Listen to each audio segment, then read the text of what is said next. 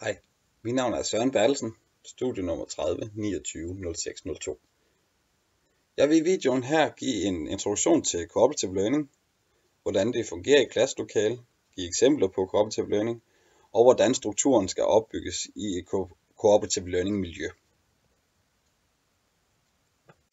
Rettighedshaveren til cooperative learning er den mand, Kagan Spencer.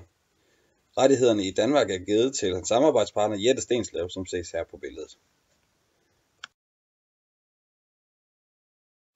I løbet af videoen vil jeg komme ind på de 7 nøgler, som er grundprincipperne inden for cooperative learning. Princippet spil, team, classbuilding, teambuilding, management, sociale færdigheder og strukturer er vigtige dele af cooperative learning og de færdigheder, man kan få, når man har arbejdet med cooperative learning.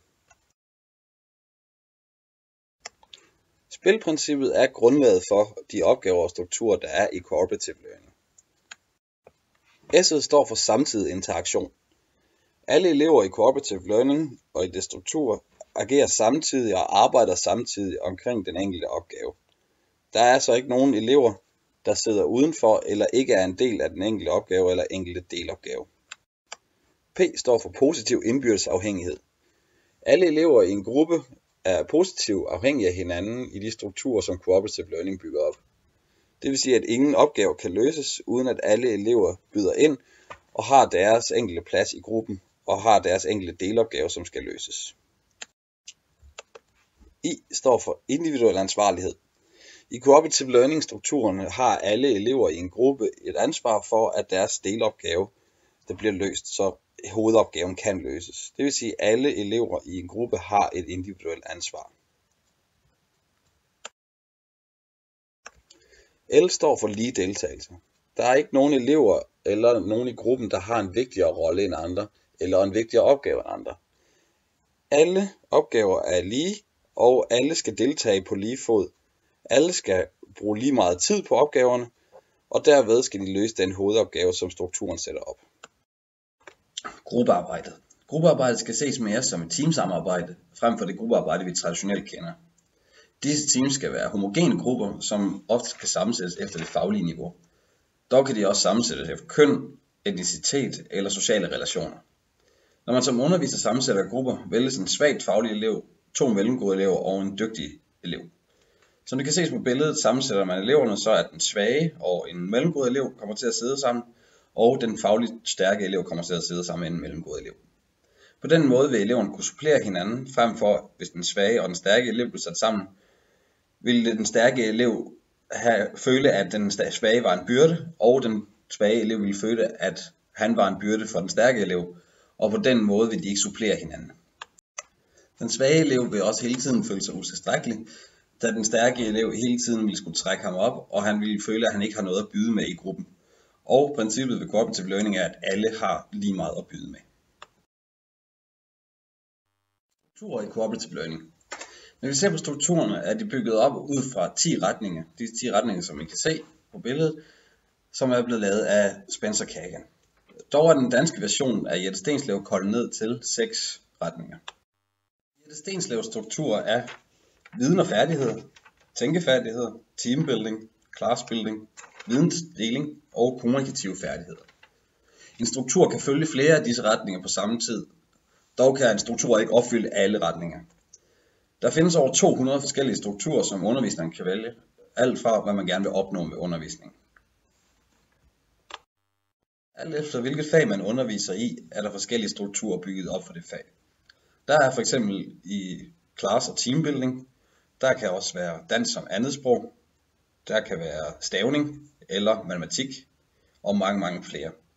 Der vil derfor være en mulighed for underviseren for at vælge strukturer, som netop er tiltænkt det fag.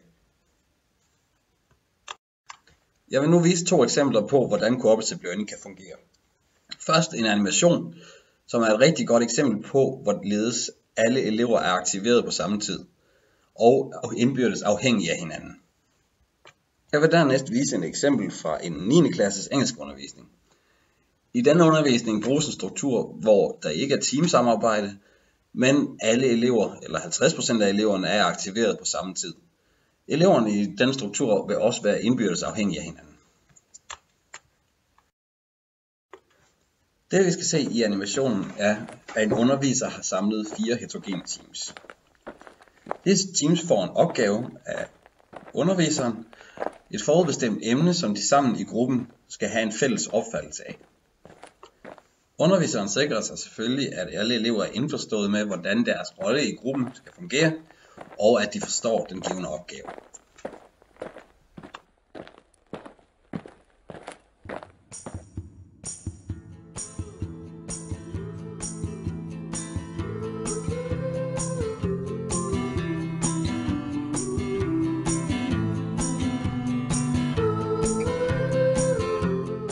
Når eleverne har en fælles opfattelse af, hvordan deres opgave skal løses, og at de er sikre på, at det er den måde, de vil have det på, deles grupperne op igen. Grupperne deles op, som I kan se på billederne, så de 4 nye grupper, der bliver dannet, har en repræsentant for hver af de 4 grupper, der var før. I de nye grupper deles den viden, man har opnået fra de forrige. Hver gruppemedlem udveksler sin viden med de nye gruppemedlemmer, og på den måde har hver gruppe fået 4 nye emner, som de skal kunne og være fælles om at have en opfattelse af. Læg mærke til, at alle elever er aktive og har en funktion i grupper. Grupperne kan ikke optage den nye viden, uden alle elever deltager. Det er den positive indbyrdes afhængighed, eleverne skal have. Når grupperne er enige om, hvorledes deres nye emner de skal opfattes, går de tilbage til den oprindelige gruppe, hvor I igen viden bliver delt. På den måde vil hver gruppe have emner fra 4 grupper og hele tiden have været aktiv.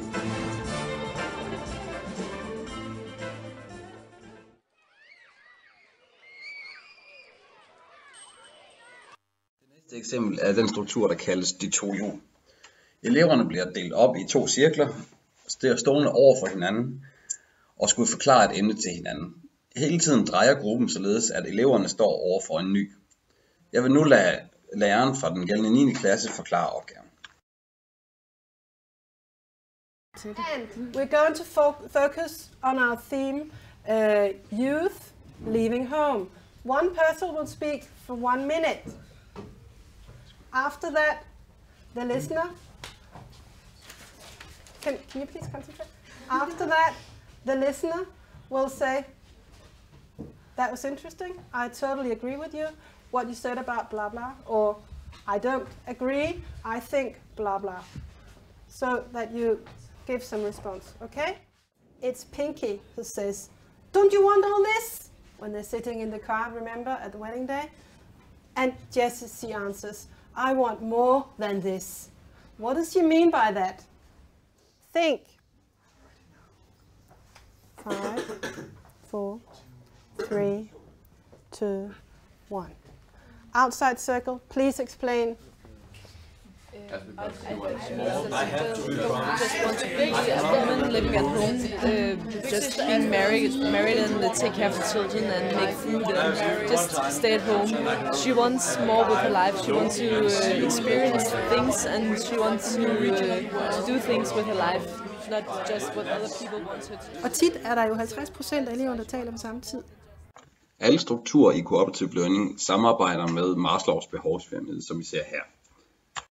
Maslows behovspyramide foregår lidt ligesom korspyramiden. Der er nogle helt basale ting i bunden, som er nødt til at være opfyldt, før man kan gå videre til det næste niveau. Det vil sige de fysiologiske behov, som er for eksempel mad, søvn, sex, er man nødt til at have opfyldt, før eleverne kan gå videre til sikkerhedsbehovet. Sikkerhedsbehovet er, at en elev kan føle sig sikker, for eksempel i en gruppe, hvor man er nødt til at føle en vis tryghed. Bliver en stærk elev og en svag elev for eksempel sat sammen, vil den svage elev altid føle sig usikker over for den stærke elev, og på den måde ikke føle nogen sikkerhed i den gruppe, og derved kan det behov ikke blive opfyldt. De sociale behov er behov for eksempel kærlighed og anerkendelse. At en elev kan blive anerkendt for det arbejde, man nu gør i en gruppe, og at man kan anerkende, at man har en plads i den gruppe, og kan bidrage positivt til det resultat, man skal have ud af det. Præstationsniveauet er det niveau, hvor eleverne selv sagt præsterer. Det vil sige, at en gruppe kan opnå visse delmål eller visse mål. Et projekt kan blive lavet færdigt eller kan blive lavet delvis færdigt. Og på den måde vil eleven hele tiden have en følelse af, at man opnår noget og har været en del af en proces, og har udrettet noget i denne proces. På den måde kan man gå videre til det sidste niveau, som er selvrealisering. Et niveau, som meget få elever når, men der hvor man udnytter det fulde potentiale af, hvad man kan. Cooperative learning har en deduktiv didaktisk tilgang til undervisning. At disse teams og grupper har en underliggende demokratisk vision. At eleverne bliver gjort opmærksom på deres rolle, og hvordan de kan forholde sig til deres medstuderende. Eleverne har ikke nødvendigvis medbestemmelse over deres gruppe, og det er lidt som at være en del af en arbejdsplads, hvor man heller ikke bestemmer, hvem man skal arbejde sammen med, men man er nødt til at finde sin rolle i den gruppe uanset. Cooperative learning er bygget op ud fra Vygotskis zone for nærmeste udvikling. Når teamsene dannes, er det derfor vigtigt at kende elevernes faglige niveau, hvor deres tryghedszone og hvor deres udviklingszone er henne. Strukturen i cooperative learning er bygget op omkring elevcentreret undervisning. Underviseren påtager sig dermed kun en formidlende rolle, når strukturen skal fremlægges og teamene skal dannes. Underviseren er derefter en støtte for eleverne med tvivlsspørgsmål og skal påtage sig en mere evaluerende rolle. Fungerer teamsene? Opnår den enkelte elev zonen for nærmeste udvikling? Og hvordan kan disse teams optimeres frem mod den næste struktur?